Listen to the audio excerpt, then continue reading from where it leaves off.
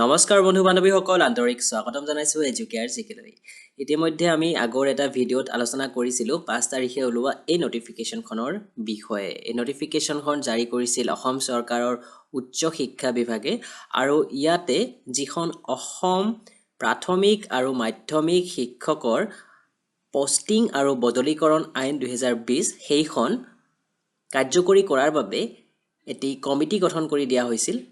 ছজনীয়া committee আৰু সেই বিষয়ে এই নটিফিকেশনখনত উল্লেখ কৰিছিল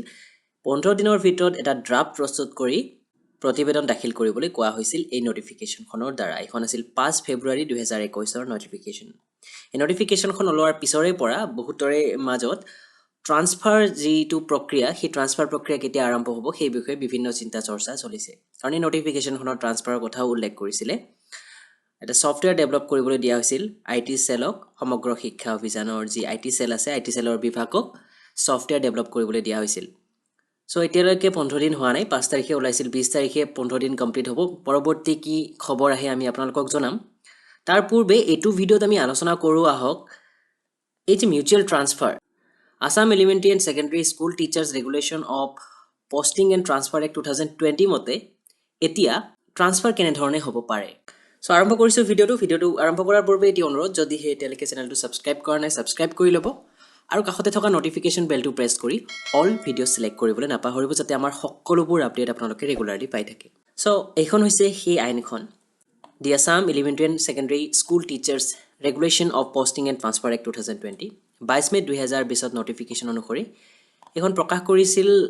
26 মে 2020 ত অসম চৰকাৰৰ ফালৰ পৰা এইখনে সম্পূৰ্ণ আইন আপোনালোকে আমাৰ ভিডিওৰ ডেসক্ৰিপচনত লিংক পাই যাব নিজে পঢ়ি ল'ব পাৰে আমি তলৰ পিনে যাও ট্ৰান্সফাৰৰ কথাটোলে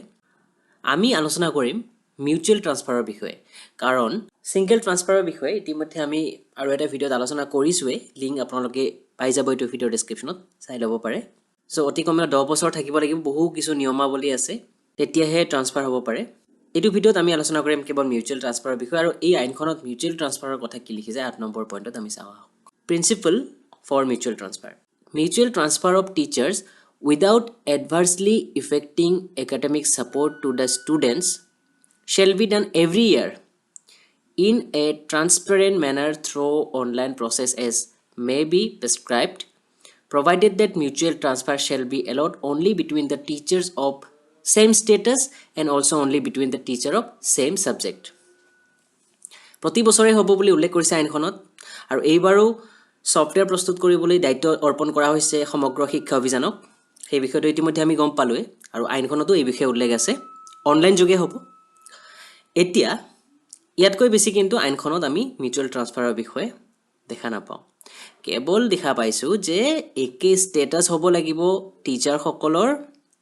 আৰু একে সাবজেক্ট হ'ব লাগিব একে সাবজেক্ট হাই স্কুল বা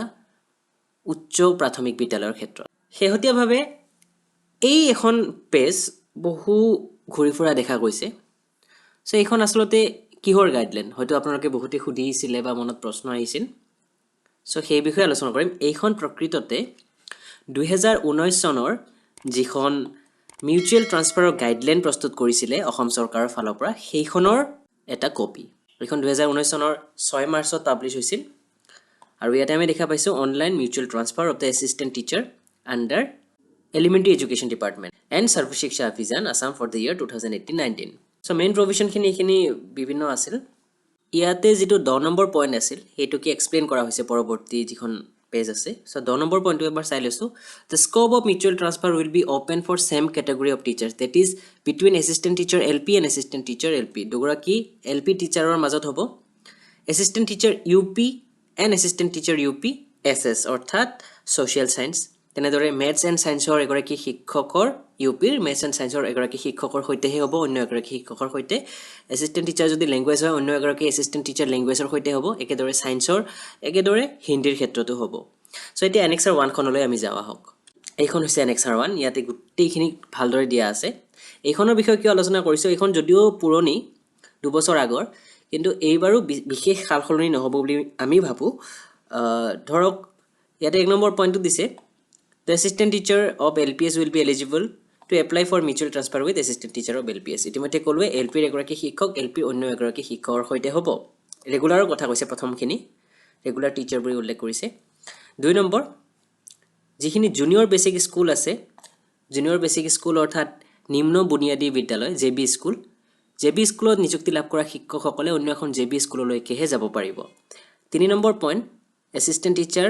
science teacher Hindi teacher Arabic teacher language teacher of UPS or MES তেওঁলোকে অন্য এখন বিদ্যালয়ৰ সেই একে ক্যাটাগৰীৰ এসিস্ট্যান্ট টিচাৰ নাইবা সায়েন্স নাইবা হিন্দী নাইবা এৰাবিক নাইবা ল্যাঙ্গুৱেজ টিচাৰৰ সৈতেহে মিউচুৱেল ট্ৰান্সফাৰ লাভ কৰিব যদি সিনিয়ৰ বেসিক স্কুলৰ টিচাৰ হয় তেনেহলে কিন্তু অন্য এখন সিনিয়ৰ বেসিক স্কুলৰ টিচাৰৰ সৈতে মিউচুৱেল ট্ৰান্সফাৰ লাভ কৰিব যদি কোনো গৰাকী শিক্ষক এমভি স্কুলত থাকে তেনেহলে অন্য এখন এমভি স্কুলতহে যাব পাৰিব মিউচুৱেল ট্ৰান্সফাৰৰ ক্ষেত্ৰত তাৰ পিছত যদি এগৰাকী শিক্ষক এমই মাদ্ৰাসাত থাকে তেনেহলে অন্য এখন এমই মাদ্ৰাসালৈহে যাব পাৰিব 8 নম্বৰত লিখিছিল যিসকল নিউলি প্ৰভিন্সিয়েলাইজড স্কুল আছে তেতিয়াৰ সময়ত 2013ত আৰু এতিয়া যেহেতু আকৌ এবাৰ হল 2021ত তেওঁলোকক কিন্তু অনলাইন মিউচুৱেল ট্ৰান্সফাৰ প্ৰসেছত অংশগ্ৰহণ কৰিবলৈ দিয়া নাছিল কিন্তু যদি কোনোবা নতুন শিক্ষকে তেনে বিদ্যালয়ত নিযুক্তি লাভ কৰিছে তেওঁলোক কিন্তু এলিজিবল হ'ব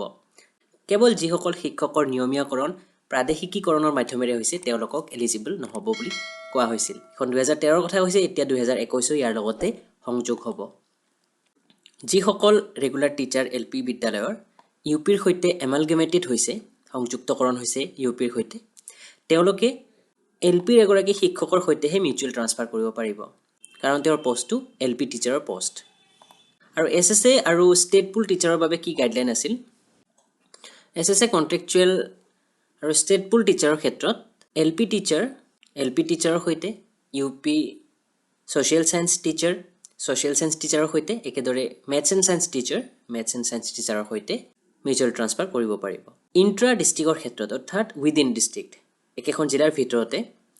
আগতে এখন কি আছিল এসএসএ কন্ট্ৰাকচুৱেল টিচাৰ বা ষ্টেট পুলৰ সৈতে পাৰিব আৰু ষ্টেট পুল বা এসএসএ টিচাৰৰ সৈতে পাৰিব এটো আগৰ নিয়মাৱলী আছিল এইবাৰ শুনামতে এসএসএ আৰু ষ্টেট পুল বুলি কথা নাই যেহেতু বৰ্তমান ষ্টেট পুলৰ খিনিকো এসএসএৰ অধীনলৈ অনা হৈছে সম্পূৰ্ণৰূপে সেইভাবে এসএসএ আৰু ষ্টেট পুলৰ মাজতো মিউচুৱেল ট্ৰান্সফাৰ বা পাৰস্পৰিক বদলীকৰণ সম্ভৱ হ'ব ইন্টাৰ ডিস্ট্ৰিক্টৰ ক্ষেত্ৰত অৰ্থাৎ আন্তঃজিলাৰ ক্ষেত্ৰত এখন জিলাৰ পৰা অন্য এখন জিলাৰ ক্ষেত্ৰত যোৱাবাৰ কি আছিল এসএসএৰ লগত কেৱল এসএসএৰহে হৈছিল আৰু ষ্টেট পুলৰ লগত ষ্টেট পুলৰহে হৈছিল কিন্তু এইবাৰ হয়তো এই নিয়মাৱলীখিনি অলপ হালখলনি হ'ব পাৰে কনফাৰ্ম নহয় কিন্তু যেহেতু এতিয়া এসএসএৰ অধীনলৈ সম্পূৰ্ণৰূপে আহিছে ষ্টেট পুল টিচাৰসকল সেইভাবে এই নিয়মাৱলীখিনি এবাৰ আহিব পাৰে আৰু আগৰ দৰে যিসকলৰ এমালগেমেটেড হৈছে কেৱল এলপি টিচাৰৰ সৈতেহে হ'ব ইউপি টিচাৰৰ সৈতে নহ'ব কাৰণ তেওঁলোকৰ পোষ্টটো এলপিৰ বাবেহে এতিয়া প্ৰশ্ন কৰিছিলে হয়তো বহুতে আপোনালোকৰ যে যিসকলে নতুনকৈ এসএসএ বা নতুনকৈ ডিইৰ অধীনত নিযুক্তি লাভ কৰিলে তেওঁলোকৰ ক্ষেত্ৰত এই নিয়মখিনি প্ৰযোজ্য হ'ব নে তেওঁলোকে কেতিয়া এপ্লাই কৰিব পাৰিব এই বদলীকৰণৰ বাবে সো যদি আমি 2017 চনলৈ যাওঁ 2018 চনত যেতিয়া প্ৰথমবাৰৰ বাবে মিউচুৱেল ট্ৰান্সফাৰৰ ব্যৱস্থাটো আৰম্ভ কৰিছিলে অনলাইন প্ৰসেসটো তেতিয়া 2017 চনত নিযুক্তি লাভ কৰা এসএসএৰ কিছু সংখ্যক টিচাৰ আৰু লগতে ষ্টেট পুলৰ যিসকল সম্পূৰ্ণৰূপে নতুনকৈ লাভ কৰিছিল ষ্টেট পুল টিচাৰসকলে তেওঁলোকেও অংশগ্ৰহণ কৰিব পাৰিছিল মাত্ৰ কেইমাহ মানৰ ব্যৱধানৰ ভিতৰতে তেওঁলোকেও মিউচুৱেল ট্ৰান্সফাৰ লাভ কৰিছিল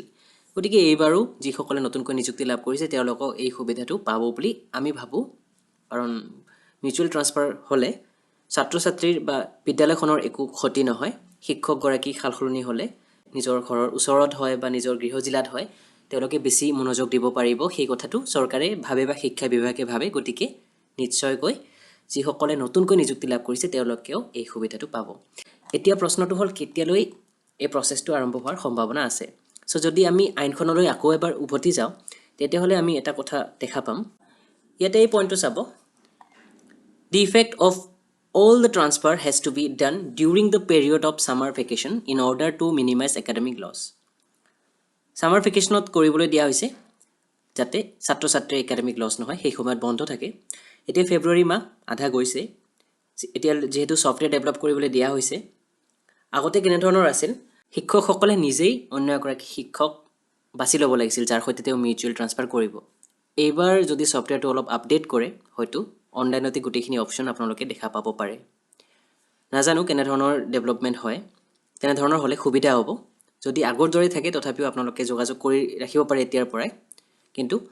হয়তো এইবাৰো সামাৰ ভেকেশনৰ সময়তে মিউচুৱেল ট্ৰান্সফাৰ বা সিঙ্গেল ট্ৰান্সফাৰৰ কামখিনি আৰম্ভ কৰিব যাতে ছাত্ৰ-ছাত্ৰী একাডেমিক লছ নহয় এতিয়া ফেব্ৰুৱাৰী আধা গৈছে অলৰেডি মাৰ্চ এপ্ৰিল মানত যদি ৰেডি হৈ উঠে সফটওয়্যাৰ ডেভেলপ হৈ যায় ওয়েবসাইট ডেভেলপ হৈ যায় তেনেহলে এপ্ৰিল বা মে মানত বা জুন মানত হয়তো নোটিফিকেশন ওলাব পাৰে তাৰ আগতেও ওলাব পাৰে এইখিনি আমি আশা কৰিব পাৰো সো থুলমুলকৈ এইখিনিয়ে কথা আশা কৰিছো আপোনালোকে ভিডিওটো ভাল পাইছে ভাল পালে লাইক কমেন্ট আৰু শেয়াৰ কৰিব আৰু যদি হে এতিয়ালৈকে আমাৰ চেনেলটো সাবস্ক্ৰাইব কৰা নাই সাবস্ক্ৰাইব কৰি ল'ব ভিডিওটো ইমানতে শেষ কৰিছো ধন্যবাদ